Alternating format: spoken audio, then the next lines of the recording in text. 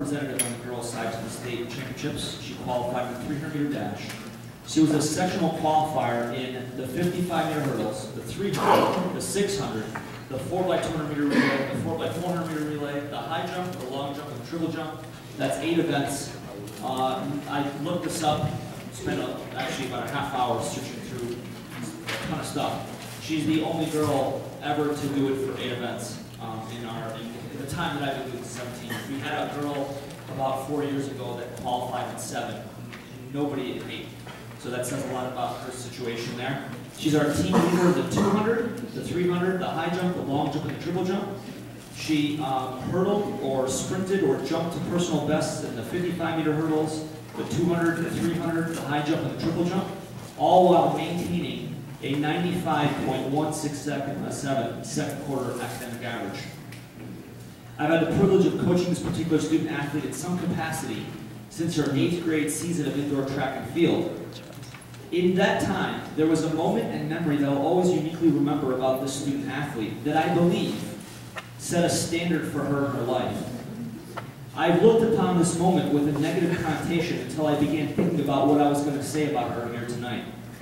I realized it was probably a moment that made her stronger than she's ever been mentally, emotionally, physically, and maybe most importantly, spiritually.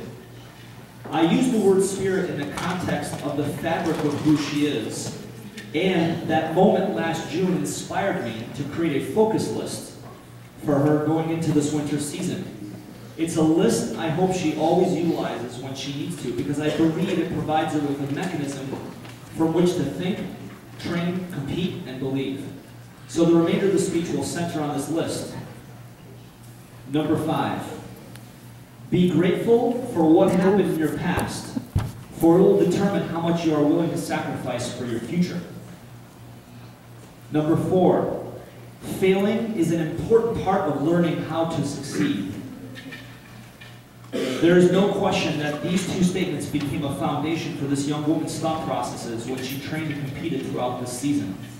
Whether she may realize this or not, she drew strength and inspiration from what occurred to her last June. These first 2 statements symbolize the basis of that strength and inspiration of her. Number 3, the little moments plus the little details equal big improvements. She's learning to care about details. She began to understand and is still developing an appreciation for completing a drill or a workout in a certain way, getting to bed just a little bit earlier, breaking down her approach to training and competing so she can become a little bit more efficient in what she does. Number 2, being afraid to lose can make you afraid to win. If you've paid attention to her compete all season long, and I've watched every step that I could possibly have watched, you've witnessed her hunger every time her feet struck the track or the runway. There was a purpose that was burdened less and less by fear every time she knew she was improving and performing at a high level. And number 1, be yourself. This is the crux of her focus. This statement permeates throughout her body of work this season. She did not concern herself as much about people or situations out of her control, and really did the best she could with who she was as a competitor on the track and on the runway. I guarantee you, I worried more than she ever could about the external factors that could derail her dreams. By becoming secure in who she was and rising above the event that occurred last June, she found a way to make that bench in Jamestown transform into the podium she stood on to receive her accolades for making the Section 6 state championship team the 2nd time in her high school career.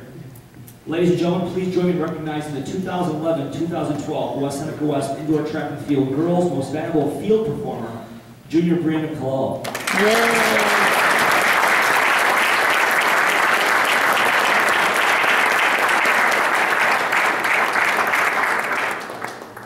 What happened in June? I'll tell you.